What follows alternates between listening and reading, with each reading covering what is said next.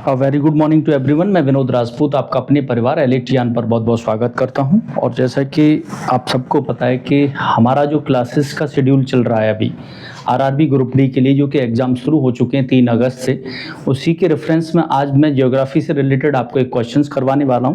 कुछ important questions हैं, mix questions हैं, नेशनल पार्क से रिलेटेड हैं, तो बने रहिए हमारे साथ। डिस्कस करते हैं आज का पहला प्रश्न। पहला प्रश्न है आपका कि संगाई हिरण, जो संगाई डियर के अंतिम आश्रय स्थल के रूप में कौन सा राष्ट्रीय उद्यान प्रसिद्ध है? आपके ऑप्शंस हैं। ऑप्शन ए पर है आपका मानस राष्ट्रीय उद्यान है, ऑप्शन बी पर दाचिगन राष्ट्रीय उद्यान है, ऑप्शन सी है आपका केबुल लामजाओ राष्ट्रीय उद्यान है, और ऑप्शन डी है आपका नामदफा राष्ट्रीय उद्यान है। इसका जो आपका राइट आंसर है वो राइट आंसर है आपका इसका केबुल लामजाओ राष्ट्रीय उद्यान। आपको बता दूं कि केबुल लामजाओ राष्ट्रीय उद्यान एकमात्र ऐसा राष्ट्रीय उद्यान है जो तैरते हुए राष्ट्रीय उद्यान है, जो कि मणिपुर में है। इसके अलावा जो ऑप्शंस में दे रखे हैं कि मानस राष्ट्रीय उद्यान वो कहाँ पर है, तो वो आपका असम में है। याद रखिएगा, मानस अगर पूछा जाए तो कहाँ पर है? असम में। ये आप याद रखेंगे। दाचीग्राम पूछा जाए कहाँ पर है, तो जम्मू कश्मीर में है। नामदफा पूछा जाए कहाँ पर है, तो अरुणाचल प्रदेश में। ये सब फैक्ट याद रखिएगा। नेक्स्ट क्वेश्चन पर चलते हैं। नेक्स्ट क्वेश्चन है आपका कि वन्यजीव संरक्षण जो WPA है 1972 के तहत बर्मिन प्रजातियों को किस अनुसूची में रखा गया है? आपके ऑप्शंस हैं अनुसूची 1 में, ऑप्शन बी है अनुसूची 3 में, ऑप्शन सी है अनुसूची 5 में, और ऑप्शन डी है अनुसूची 6 में। इसका जो राइट आंसर है आपका वो है अनुसूची 5 में। जो वर्जिन प्रजातियां हैं, जो वन्यजीव संरक्षण अधिनियम 1972 का है, उसके अंतर्गत इन प्रजातियों को रखा गया है आपके अनुसूची 5 के अंतर्गत। आपको बता दूं कि वाइल्ड लाइफ प्रोटेक्शन एक्ट है वो 1972 का है। इसके अंतर्गत जो जितनी वैसी जातियां हैं, जो रेड डेटा बुक होता है जिसमें जो जातियां, जो प्रजातियां विलुप्त हो रही हैं, उन जातियों से रिलेटेड उनके संरक्षण के लिए ये सब एक्ट बनाया गया था 1972 में। तो इसका राइट आंसर हो जाता है option number C. Next question पर चलते हैं। नेक्स्ट क्वेश्चन है आपका कि भौगोलिक क्षेत्रफल की दृष्टि से भारत का सबसे बड़ा राष्ट्रीय उद्यान कौन सा है? आपसे पूछा जा रहा है कि सबसे बड़ा नेशनल पार्क कौन सा है भौगोलिक क्षेत्रफल की दृष्टि से। आपके ऑप्शन है इसमें। ऑप्शन ए पर है हेमिस राष्ट्रीय उद्यान, ऑप्शन बी है डेजर्ट राष्ट्रीय उद्यान, ऑप्शन सी है आपका गिरि राष्ट्रीय उद्यान, और ऑप्शन डी है आपका गंगोत्री राष्ट्रीय उद्यान। और इसमें आपका जो राइट आंसर है वो है आपका हेमिस राष्ट्रीय उद्यान। तो हेमिस राष्ट्रीय उद्यान क्षेत्रफल की दृष्टि से या भौगोलिक दृष्टि से सबसे बड़ा राष्ट्रीय उद्यान है। पूछा जाए कि ये कहां पर है, तो ये लद्दाख में स्थित है। पूछा जाए कहां है सबसे बड़ा राष्ट्रीय उद्यान है, वो किस राज्य में यानी किस यूटी में है, तो वो लद्दाख में स्थित है। डेजर्ट पूछा जाए डेजर्ट राष्ट्रीय उद्यान कहां है, तो वो राजस्थान में है। गिरि पूछा जाए गिरि राष्ट्रीय उद्यान कहां है, तो गुजरात में। और गिरि किसके लिए फेमस है? एशियाई शेरों के लिए फेमस है। और आपका गंगोत्री पूछा जाए कहां पर है, तो वो उत्तराखंड में। ये सब आप याद रखिएगा, बहुत ही इंपॉर्टेंट फैक्ट है, याद रखिए। पूछा जाए कि हेमिस राष्ट्रीय उद्यान जो कि सबसे बड़ा राष्ट्रीय उद्यान है, उसमें वो किसके लिए फेमस है, यानी वहां पे क्या होता है, तो उसमें स्नो लेपर्ड जो होते हैं उसके लिए फेमस है। नेक्स्ट क्वेश्चन पर चलते हैं। नेक्स्ट क्वेश्चन है आपका कि कुरनूल शैलचित्र और दुर्लभ स्लॉथ जो बियर आंध्र प्रदेश के किस संरक्षित क्षेत्र की प्रमुख विशेषता है? आपके ऑप्शन है नागार्जुन सागर अभ्यारण्य, ऑप्शन बी है पापीकोंडा राष्ट्रीय उद्यान, ऑप्शन सी है आपका गुंडला ब्रह्मेश्वर वन्यजीव अभ्यारण्य, ऑप्शन डी है आपका श्री वेंकटेश्वर राष्ट्रीय उद्यान। यानी ये आपके ऑप्शंस हैं। आपसे पूछा जा रहा है कि दुर्लभ स्लॉथ बियर जो कि आंध्र प्रदेश में, वो संरक्षित प्रमुख रूप से किसकी विशेषता के लिए है?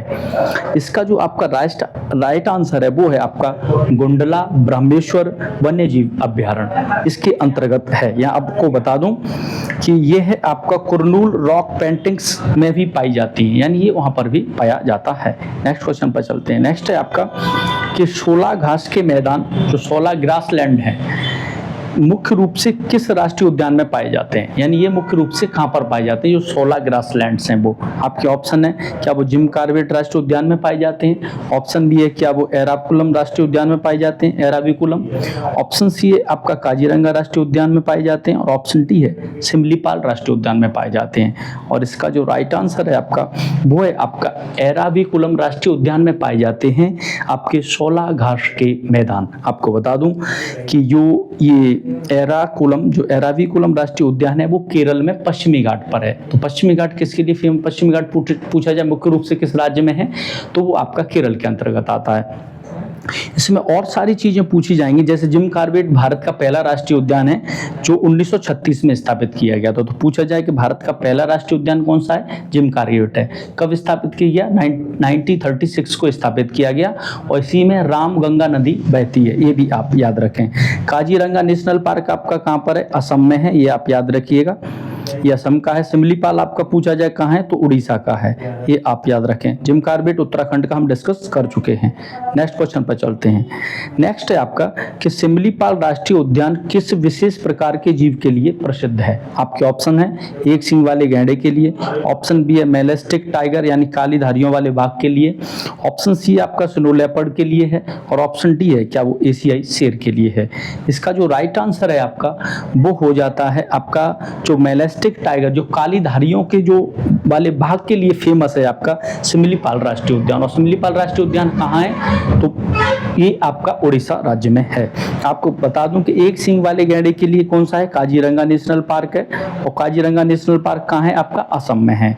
पूछा जाए स्नो लेपर्ड कहाँ पर, तो हेमिस राष्ट्रीय उद्यान जो कि भारत का क्षेत्रफल की दृष्टि से सबसे बड़ा राष्ट्रीय उद्यान है, वहां पर पाए जाते हैं। एशियाई शेर के लिए गिरि राष्ट्रीय उद्यान है जो कि गुजरात का है। तो याद रखिएगा, ये सभी इंपोर्टेंट फैक्ट हैं।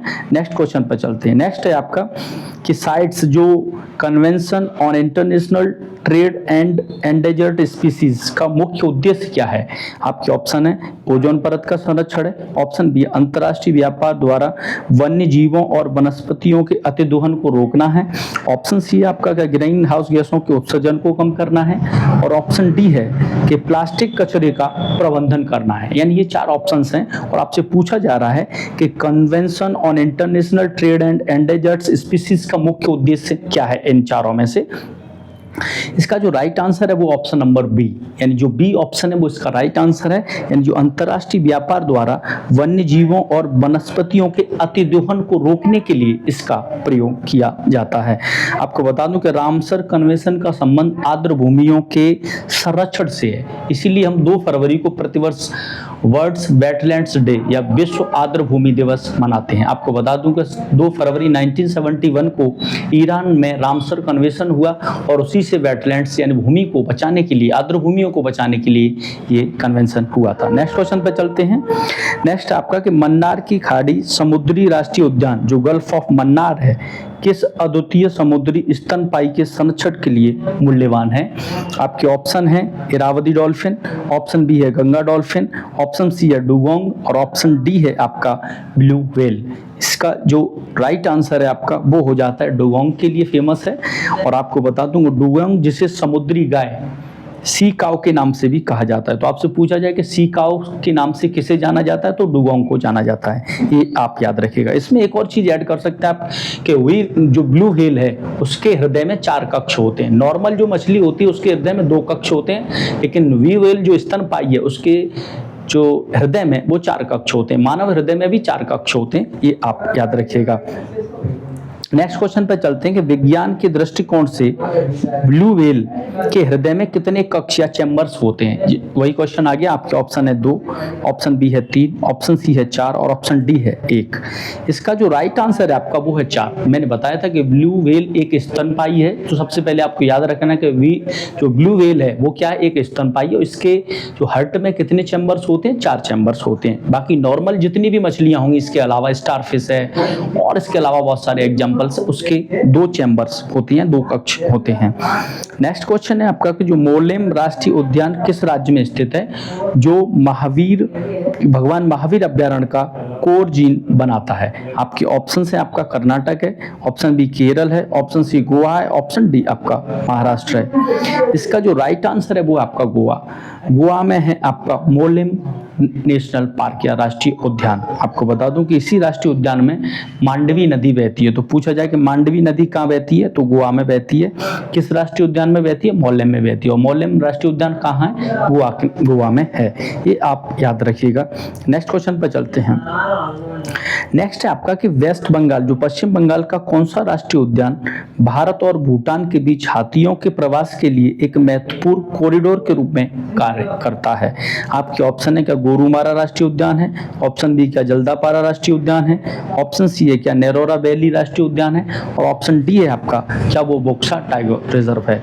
इसका जो राइट आंसर है वो है आपका बोक्सा टाइगर रिजर्व। बोक्सा टाइगर रिजर्व जो कि वेस्ट बंगाल में यानी पश्चिम बंगाल में, वो भारत और भूटान के बीच जो हाथी हैं, एलिफेंट्स हैं, उसके प्रवास के लिए बहुत ही इंपॉर्टेंट है। आपको बता दूं कि प्रोजेक्ट एलिफेंट अगर आपसे पूछा जाए कि प्रोजेक्ट एलिफेंट कब आया तो 1992 का था, या 1992 में प्रोजेक्ट हाथी आया था। आपको बता दूं कि प्रोजेक्ट टाइगर पूछा जाए तो कब आया तो 1973 में प्रोजेक्ट टाइगर आया था, और प्रतिवर्ष 29 जुलाई को टाइगर दिवस मनाया जाता है। नेक्स्ट क्वेश्चन पे चलते हैं। नेक्स्ट आपका कुछ वन्य जीव संरक्षण अधिनियम 1972 के तहत किसी क्षेत्र को अभ्यारण्य या राष्ट्रीय उद्यान घोषित करने के अधिकार मुख्य रूप से किसके पास है, यानी किसी भी क्षेत्र को राष्ट्रीय उद्यान या वन्य जीव अभ्यारण्य घोषित करना है तो उसके जो राइट्स हैं वो किसके पास हैं, ये आपसे पूछा जा रहा है। आपके ऑप्शन है क्या वो केंद्र सरकार के पास राइट्स हैं, ऑप्शन बी क्या राज्य सरकार के पास राइट्स हैं, ऑप्शन सी क्या पर्यावरण मंत्रालय के पास राइट्स हैं, और ऑप्शन डी है क्या राष्ट्रीय बाघ संरक्षण प्राधिकरण NTCA के पास वो राइट्स हैं। आपका इसका जो राइट आंसर है वो है आपका राज्य सरकार। राज्य सरकार ये डिसाइड करेगी कि किसे नेशनल पार्क घोषित करना है, क्या वन्यजीव अभ्यारण्य रहेगा, तो इसकी सारी अथॉरिटी किसके स्टेट गवर्नमेंट के पास होती है, याद रखिएगा। नेक्स्ट क्वेश्चन है आपका कि नौरादेही और दुर्गावती वन्यजीव अभ्यारण्यों को मिलाकर मध्य प्रदेश का सबसे बड़ा टाइगर रिजर्व कौन सा बनाया गया है, यानी दो कौन से मिलाए गए हैं आपका नौरादेही और दुर्गावती वन्यजीव अभ्यारण्य, इनको मिलाकर एक नया कौन सा टाइगर रिजर्व बनाया गया जो मध्य प्रदेश का सबसे बड़ा वन्यजीव जो टाइगर रिजर्व है। आपके ऑप्शन है क्या वो वीरांगना दुर्गावती टाइगर रिजर्व है, ऑप्शन बी है आपका क्या वो कान्हा टाइगर रिजर्व है, ऑप्शन सी है क्या वो पेंच टाइगर रिजर्व है, ऑप्शन डी है क्या बांधवगढ़ टाइगर रिजर्व है। इसका जो राइट आंसर है आपका वो है वीरांगना दुर्गावती टाइगर रिजर्व बना है मध्य प्रदेश का सबसे बड़ा, इसको बाघ क्षेत्र ही कहा जाता है। नेक्स्ट क्वेश्चन है आपका जिम कॉर्बेट मध्य प्रदेश में नहीं है, ये आपका है उत्तराखंड में जो 1936 में बना था, ये आप याद रखिएगा। बाकी पेंच टाइगर रिजर्व है वो आपका मध्य प्रदेश और महाराष्ट्र दोनों का संयुक्त रूप से है, यानी दोनों ही स्टेट्स में है। नेक्स्ट क्वेश्चन है आपका कि भारत में वर्तमान में कुल कितने बायोस्फीयर रिजर्व हैं। आपके ऑप्शंस हैं क्या 12 हैं, ऑप्शन बी क्या 13 हैं, ऑप्शन सी 18 हैं, और ऑप्शन डी 22 हैं। इसका जो राइट आंसर है वो 18। भारत में कुल जो बायोस्फीयर्स की संख्या है वो वर्तमान में 18 है। आपको बता दूं कि इनमें से जो 18 टोटल बायोस्फीयर हैं, इसके अंतर्गत 13 जो बायोस्फीयर हैं आपके वो यूनेस्को की विश्व विरासत स्थल सूची में आते हैं, ये आप याद रखिएगा। नेक्स्ट है आपका कि भारत का पहला बायोस्फीयर रिजर्व कौन सा था जिसे 2000 में यूनेस्को द्वारा मान्यता मिली। आपके ऑप्शन है नंदा देवी है, option B Gulf of Mannar है, ऑप्शन सी है नीलगिरी है, ऑप्शन डी है कंचनजंगा है। इसका राइट आंसर है नीलगिरी। जो आपका बायोस्फीयर रिजर्व है उसे यूनेस्को द्वारा मान्यता मिली थी 2000 में। आपको बता दूं कि यह जो नीलगिरी बायोस्फीयर रिजर्व है वो 1986 में आपका बना था, ये आप याद रखें, और ये तमिलनाडु और कर्नाटक दोनों की सीमा के अंतर्गत आता है, तो ये सब याद रखिएगा, मोस्ट इंपोर्टेंट फैक्ट है। नेक्स्ट है आपका जो कमलांग टाइगर रिजर्व किस राज्य में स्थित है। आपके ऑप्शन है मिजोरम में है, ऑप्शन बी है नागालैंड में है, ऑप्शन सी है आपका अरुणाचल प्रदेश में है, ऑप्शन डी है क्या वो असम में है। इसका राइट आंसर है वो है कि जो कमलांग टाइगर रिजर्व है वो अरुणाचल प्रदेश में है, और अरुणाचल प्रदेश की पूछा जाए किस जिले में है तो लोहित जिले में आता है कमलांग टाइगर रिजर्व। इसके बाद नामदफा टाइगर रिजर्व भी अरुणाचल प्रदेश का है, ये और आप याद रखें। लोहित नदी ब्रह्मपुत्र नदी की एक सहायक नदी भी है, याद रखिएगा। तो पूछा जाए कि लोहित नदी किसकी सहायक नदी है, ब्रह्मपुत्र नदी की, ये आप याद रखिएगा। नेक्स्ट क्वेश्चन पे चलते हैं। नेक्स्ट है आपका कि बाघों की आबादी दुगनी करने के लिए टाइगर रिजर्व की प्रतिष्ठित अंतर्राष्ट्रीय T+2 जो पुरस्कार से सम्मानित किसे किया गया है। आपके ऑप्शन है क्या सत्यमंगलम टाइगर रिजर्व को, ऑप्शन बी है Ranthambore tiger reserve, option C है Kanha tiger reserve, option D है ताड़ोबा टाइगर रिजर्व। इसका राइट आंसर है वो सत्यमंगलम टाइगर रिजर्व को T+2 जो बाघों की संख्या को दोगुना करने वाला जो पुरस्कार है वो दिया गया है। और संतमंगलम टाइगर रिजर्व पूछा जाए कहाँ है तो वो तमिलनाडु में है। रणथंभौर आपका राजस्थान में है, आप याद रखिएगा। कान्हा टाइगर रिजर्व मध्य प्रदेश में है, ये आप याद रखें। और ताड़ोबा पूछा जाए तो आपका महाराष्ट्र में, ये आप याद रखिएगा। नेक्स्ट क्वेश्चन पे चलते हैं। नेक्स्ट है आपका कि जो पलामू टाइगर रिजर्व जो 1973 में प्रोजेक्ट टाइगर के तहत मूल 9 रिजर्व में से एक था, कहाँ स्थित है? आपके ऑप्शन है, क्या वो झारखंड में है? ऑप्शन बी क्या छत्तीसगढ़ में? ऑप्शन सी मध्य प्रदेश में? और ऑप्शन डी आपका क्या वो बिहार में है? इसका जो राइट आंसर है आपका वो है झारखंड। पूछा जाए कि पलामू जो टाइगर रिजर्व है वो कहाँ है? झारखंड का है, याद रखिएगा। प्रोजेक्ट टाइगर 1973 में शुरू हुआ था, मैं आपको बता चुका हूँ। प्रोजेक्ट एलिफेंट पूछा जाए तो 1972 में हुआ था, याद रखें। नेक्स्ट है आपका कि कोर, बफर और मल्टीपल यूज जोन, जो मल्टीपल यूज जोन रणनीति किस विशिष्ट संरक्षण इकाई के प्रबंधन के लिए अनिवार्य है? आपके ऑप्शन है राष्ट्रीय उद्यान के लिए, ऑप्शन बी है बायोस्फीयर रिजर्व के लिए, ऑप्शन सी है टाइगर रिजर्व के लिए, और ऑप्शन डी आपका कम्युनिटी रिजर्व के लिए। इसका जो आपका राइट आंसर है वो आपका टाइगर रिजर्व के लिए है। Buffer, core, multiple use of zone, ये सब किसके अंतर्गत है? टाइगर रिजर्व के अंतर्गत आता है, याद रखें। नेक्स्ट क्वेश्चन है आपका कि किस tiger reserve, Dudhwa tiger reserve, option B है Pilibhit tiger reserve, option C है वाल्मीकि टाइगर रिजर्व, और ऑप्शन डी है आपका जिम कॉर्बेट टाइगर रिजर्व। इसका जो राइट आंसर है आपका वो है जिम कॉर्बेट टाइगर रिजर्व, ये आप याद रखिएगा। इसके अंतर्गत आपकी रामगंगा नदी बहती है और Jim Corbett tiger reserve Uttarakhand में है और 1936 में ये स्थापित किया गया था, याद रखिएगा। वाल्मीकि टाइगर रिजर्व आपका बिहार में है, ये भी आप याद रखें। नेक्स्ट है गुरु घासीदास राष्ट्रीय उद्यान और तमोर पिंगला वन्यजीव अभ्यारण्य संयुक्त क्षेत्र किस राज्य के बाघ अभ्यारण्य द्वारा घोषित किया गया है? आपके ऑप्शन है झारखंड है, ऑप्शन बी है आपका मध्य प्रदेश, ऑप्शन सी छत्तीसगढ़, और ऑप्शन डी है आपका यूपी। इसका जो राइट आंसर है आपका वो हो जाता है छत्तीसगढ़। गुरु घासीदास जो राष्ट्रीय उद्यान है वो तमोर पिंगला वन्यजीव अभ्यारण्य का संयुक्त क्षेत्र है, जो कि छत्तीसगढ़ में, और छत्तीसगढ़ की जो राजधानी है वो रायपुर है। Thank you. ओके।